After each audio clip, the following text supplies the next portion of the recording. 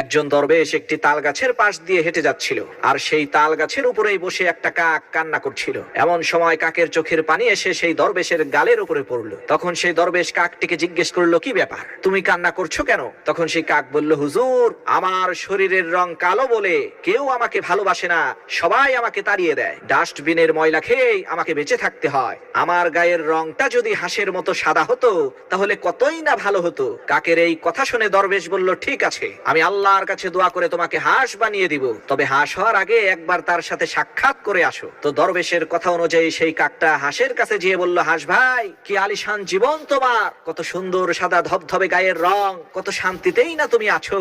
হাঁস বলল, ধুর বেটা, এই ধরনের বাজে কথা তোকে কে বলেছে? কাক বলল, কেন, তোমার আবার কিসের দুঃখ? তখন হাঁস বলে উঠলো, আরে ভাই, আমার যে গায়ের সাদা রং, এটা কোনো রং হইল? এটা তো মৃত ব্যক্তির কাফনের রং। সুন্দর রং তো টিয়া পাখির। আহা, কি